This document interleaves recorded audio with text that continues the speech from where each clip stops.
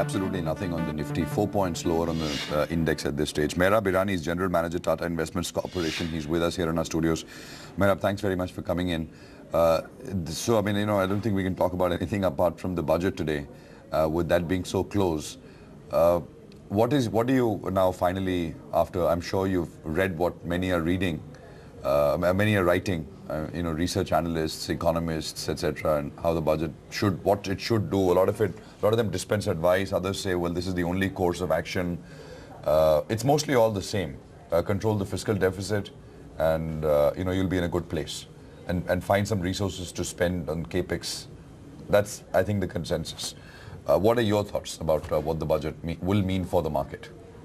Good morning, Prashant. As you said and you very rightly summarized, there is a lot of expectations which finally comes around, boils down to two, three important points. So this time, if we see the budget is being presented in the background where the inflation has been very low, global commodity prices have corrected. If we see the latest CPI was only 3.9%, WPI 0.5%, almost zero. So they are at almost decadal low levels. So I think there will be good stimulus from the monetary policy in the coming months, which would anyway happen. So budget, people are more expecting what the government will stay, what it will lay down the policies on fiscal consolidation, whether they will move towards 3% fiscal deficit in FY 2016. Also, how roadmap they lay down. Certain important things are pending, like GST. They are stating that they will hopefully implement from April 2016. But at ground level, it is still not very clear. When we talk with a lot of SMEs and small and medium enterprises, I think they are not very clear, or they are not very happy also with, some are not very happy also with GST. They think their net taxation will actually increase. And if they have to implement GST, then I think the roadmap has to be laid down at least 8 to 9 months in advance, which means, say, June, July time. That is only 3-4 months from now. So that what the government will do. Also other taxation reforms on personal taxation, DTC, GAR and other things. So I think all those are very important factors. What will be the borrowing program? I think it will be around 4,600 rupees crores, and every year they are reducing by 50 basis points. So that, and also today if we see the commodity prices which have corrected over the last few months, the oil and other prices, I think it's a golden opportunity for the government to bring down the oil subsidy also to, say, 1.7% of the GDP which they are targeting. So a lot of these measures and policies, and also what the bills for land acquisition, etc., which is currently going on in the parliament. So how the government moves about with all those things, I think that will set the roadmap for the market going forward. Yeah. Do you expect the market to remain buoyant after the budget?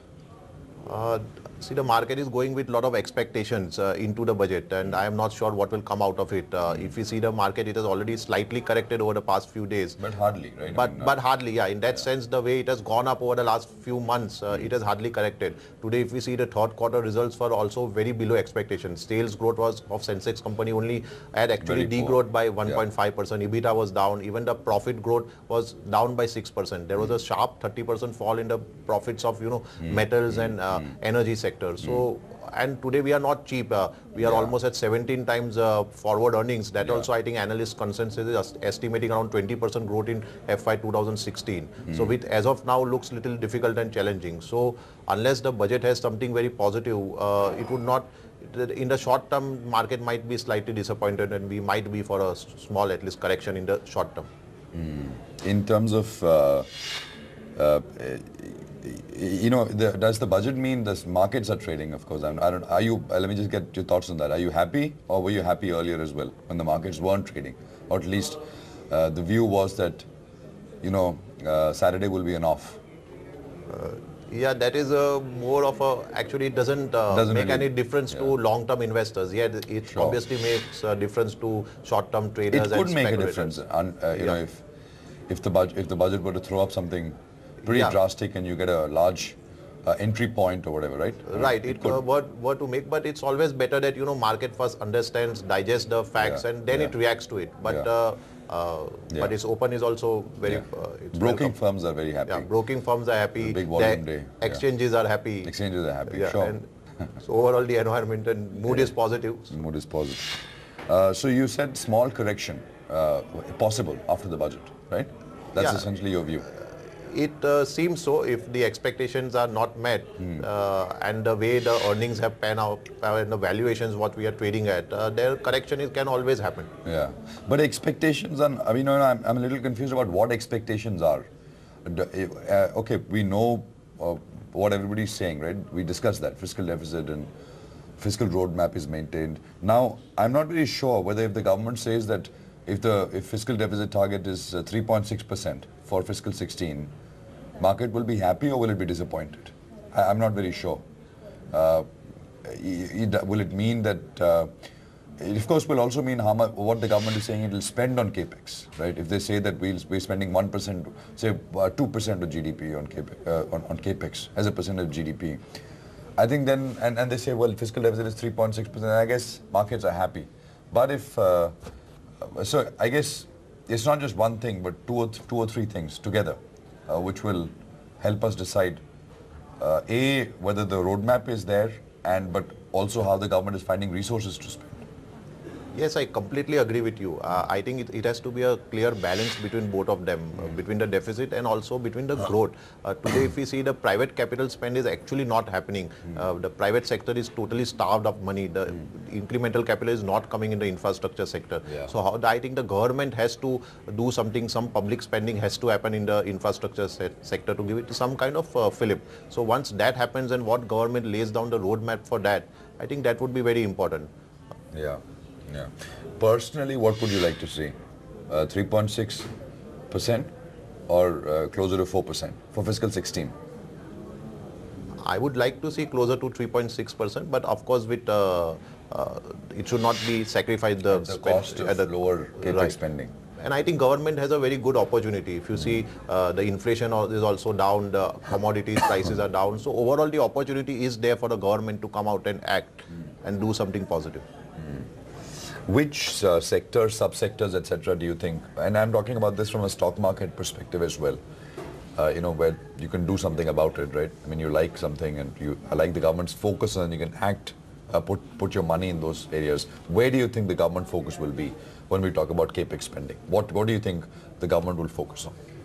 I think the usual sectors like say housing finance, I think there is a lot of expectations on that sector. If they improve that deduction under section 24 from 1.5 lakhs to say if they make it 2.5, 3 lakhs, I think that would be very positive, particularly the way the prices have gone up. And also in a reducing interest rate environment, I think that will give a fillip to the housing sector growth. So that is one sector I think I would continue to stay positive.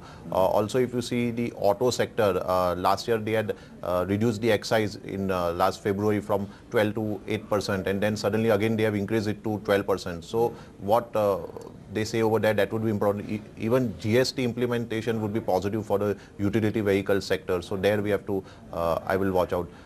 So a lot of sectors, even the infrastructure spending, but how it will affect the sectors. Also on the cement, I think all those sectors we have to watch. If you see the FMCG, like the tobacco, I think every year the excise duty has been increased and the companies have been able to pass on. But I think now they have reached some kind of inflection stage, because for last few quarters, every quarter their volumes have been degrowing and only the EBIT margins have been increasing. But this quarter, I think the results were much bad. The volume degrowth was more than 10%. So if there is a substantial increase in the excise, then it's difficult for them to pass on without substantial degrowth in the volume. So that is another thing which we have to watch out for that sector. Yeah. And would you, what would, say for example, the housing finance sector, right? What is the best way to play that? The best way to play that would be through some good quality housing finance companies. I think they are the best position with the macro improving, with the interest rates coming down and some tech shops from the government. I think that would be the best play. And I think the government is anyway focused on that sector. Do you own any of those names? Yeah, we own some of the good housing finance companies. Housing finance companies. That is a top bet for many in the market nowadays. What about roads, etc.? You think it makes sense to sort of zoom in on a few good companies there as well? Yeah, I think so. I think road would be one of the sectors which would be the first to benefit in this whole infrastructure. And I think what the government lays down, what is the target for construction, etc., and how the funding is going to happen, that is very important. But I think road is one of the sectors which would be the main beneficiary over the next coming quarters and years. Do you own that through very large names like Larsen, or do you own specific names there as well? Currently we own through large names, but we are actively looking at certain other names also. It's a little difficult at this stage to invest in individual companies unless some more clarity comes at ground level. So we are actively looking at it. Otherwise, Mera, without the budget, how's the portfolio doing? What are the changes you've been making? What are you bullish on? The portfolio has been doing quite good along with the obviously along with the market, and we have not been making much changes except we have been bullish, and we have just been adding those sectors, those stocks which we have been bullish, like in the private banking space, housing finance space, certain companies in the auto sector, and selectively some in the infrastructure sector as well. And we continue to be overweight on FMCG also. Okay. IT, pharma? IT, yes, IT we are currently equal weight.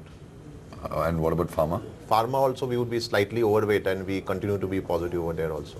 Okay, all right. Mehrab, thanks very much for coming in. Good talking to you. Appreciate you dropping by as always. Thank you. Thank you. Mehrab Irani, Tata Investments Corporation. Take a break. We've got the management of Kernex joining us from Hyderabad.